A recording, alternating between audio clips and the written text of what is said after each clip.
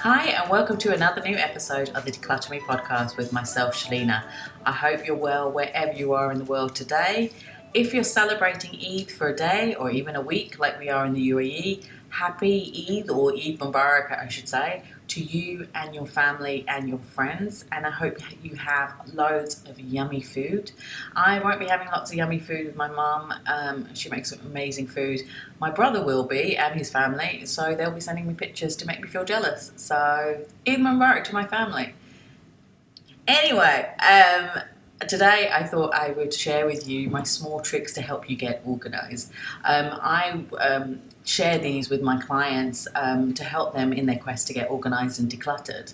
And they may seem small and insignificant, but they can help mentally and physically themselves, after we finished a session. And I thought I'd share them with you so you can feel the benefits of it as well. So here we go with my first tip, which is do your bed. Yep, shocking, I know. But spend a minute or two putting the pillows back in place, shaking the duvet, straightening up your fitted sheet or your flat sheet. Make it all straight. It should take a minute, maybe 2 minutes, but just a minute to do your unkept bed. I mean, how many times have you looked, you're doing something in your bedroom and then it catches your eye, this unkept bed, and you get frustrated and annoyed? It's a distraction that you don't need in the morning. And same happens when you come back to your room at night. Don't you love to have a nice, straight, organised bed like you do when you go to a hotel? Don't you when you go to a hotel and it's all perfectly made and you get into the bed and you're like, that feels good. That's what you should feel like every day in your own house. That's what you should feel when you go into your bed. You want to feel peaceful. You want to be rested, and you don't want to feel frustration anymore. It's bad enough you've dealt with the day, you've been on the road, you've been working, you've been dealing with the kids. You want to come to your bed and just feel bliss. So this is what happens with doing your bed. It's not a physical clutter. Well, it can be if you've got millions of pillows and teddy bears and stuff like that. If you have that, that's why it takes you so long to do your bed and you don't want to do it.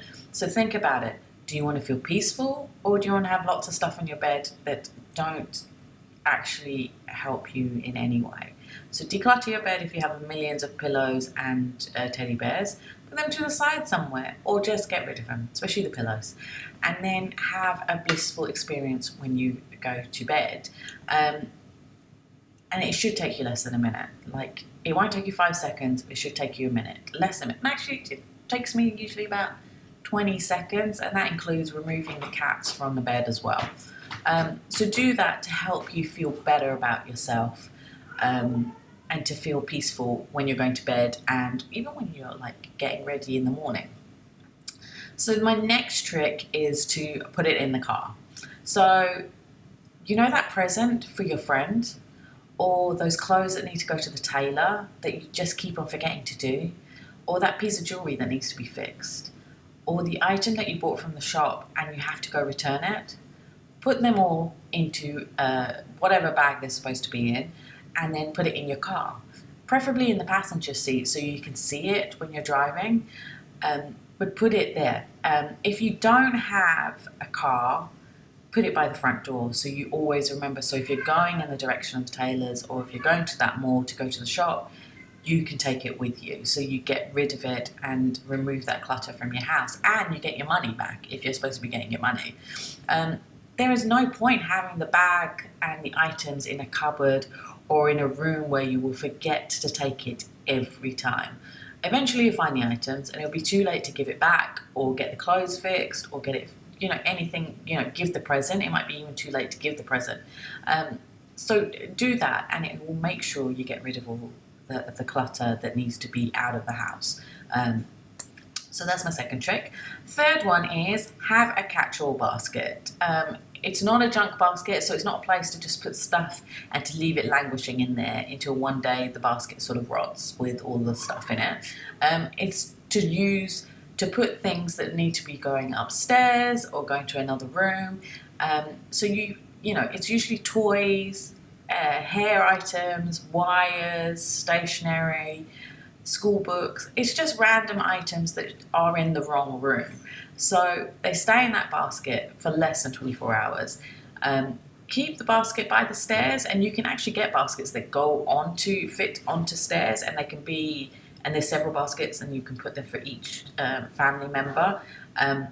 If you don't have stairs, put it in an area near you. So say in the living room or in the kitchen, and that stuff is all the random things of the day, and then you put that into the basket and then go put it in the right place at the end of the day, or get the kids to do it, because it's a way for them to learn that they need to put the things back in the place where it came from, because there's a place for everything. But this basket is, as I said, it's not supposed to be filled up. It's supposed to only have things for less than 24 hours, but it's a great way to move things out of the wrong places. Another trick that I like to tell my clients is about putting hangers to the left. So you know how a lot of people take clothes and they just take it off the hanger and leave the hanger in the wardrobe. Lots of people do that, and it happens a lot with wire hangers, and then they wonder why their closets look so messy with all the wire hangers. It's because you just take the clothes out and just leave the hangers there. So instead of leaving the hangers in a random place in your wardrobe, take the hanger and move it to the left of the poles of the rod. So put all the hangers to one side, empty hangers to one side. So it's great for you that when you finish, you have the ironing and you have clothes that need to go back in the closet, or your maid is supposed to put the clothes back in the closet, that all the hangers are on one side, so it's easy to get to and to get all the hangers. So do that, and it just makes sure it's less of a hot mess looking at your closet, and it's just an easier task to do the laundry post, or to do anything with clothes post laundry. So yeah, and it's one of my pet hates. People are like, "Oh, my wardrobe is so messy." It's like, yeah, because your hangers, all these empty hangers, are lying around in your closet. So stop that. Move them to the left, or if you're right-handed, move them to the right. I said left because I'm left-handed. All the good people are left-handed, aren't they? Anyway. So that's my trick for the wardrobe. Next, let's talk about food. So do a food purge every quarter of the year. So do a mini declutter, which I've talked about before in many podcasts, but I'm going to reiterate it again. So you spend 15-20 minutes a day for a week and remove all the expired food, the items you bought and don't like the taste of and they're never going to eat. And yeah, that includes all the fancy organic stuff that you've bought when you were being healthy for a day.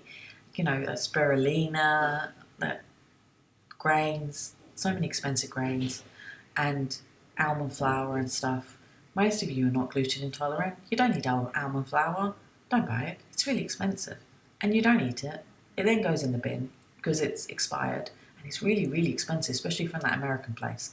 So do that every quarter. Go through all your food, get rid of the things that are expired or you don't eat, and it means that you free up valuable real estate in your cupboards, in your fridge, in your freezer, in your pantry, and you remove the bad food, and it reduces the chance of them getting bugs around. So yeah, do a mini declutter of the food. Another thing that drives me insane, and I think it drives the clients insane as well, is shopping bags of stuff.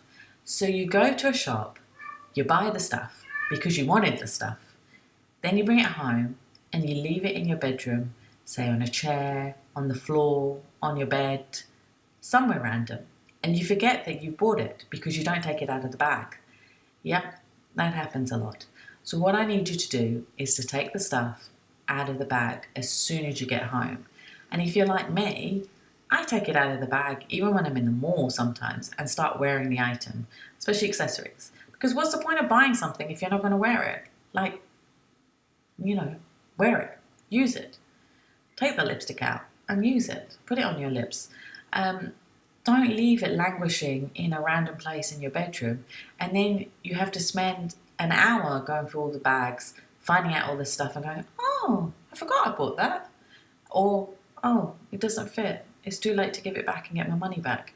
So do this. I want you to help yourself to save money, make the most of the things you have, and get them out of the bloody bags. Just get them out, please. Okay? And then just don't leave it lying on the floor for a year because it's useless for you, it's useless for everyone. It's annoying for the maid if she's trying to clean the floor and there's just all these bags lying around everywhere. So empty the bags. The quicker the better. Do it on the same day and then put the things into the place where they're supposed to be. Now that leads conveniently to my next trick, which is buy one, get rid of two. And I say this message on a lot of my podcasts, and I love to reiterate it over and over. So if you buy one thing, you have to get rid of two things, preferably of the same category. So if you get one t-shirt, you have to get rid of two t-shirts from your closet. It may not work with certain things like sofas, but it will work with books, accessories, clothes, even saucepans. A lot of people have bad saucepans. So this is a great way to declutter and also to get you more space for the items that are coming into your home. So when you empty those shopping bags that you just bought, you can then use those empty shopping bags to put the things that you're getting rid of. And this is what I often say to clients as well. Get a donation bag. So get these empty shopping bags. Keep it inside your closet, on the side of your sofa or in a storeroom.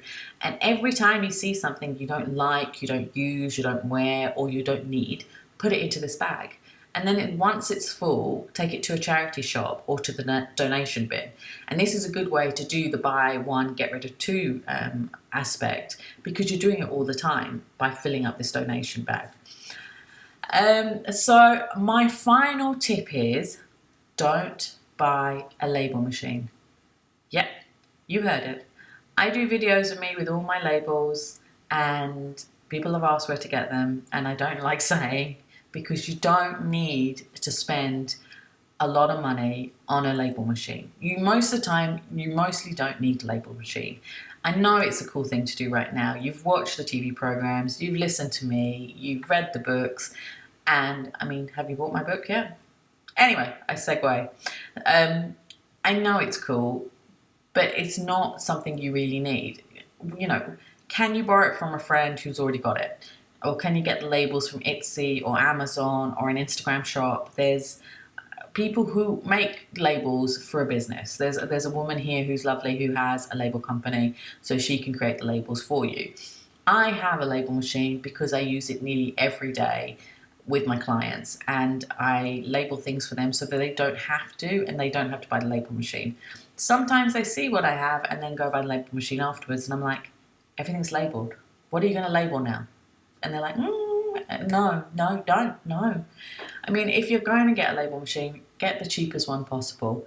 Don't get an expensive one. Of course, you don't want to get a big expensive one like my one, because why? You know, it's great, it's very clever, it's Bluetooth, but no, don't. So save the money and get the labels another way. And there is so many different ways to do it. And if that all fails of you getting labels, you can buy a chalkboard label and write on the label as well.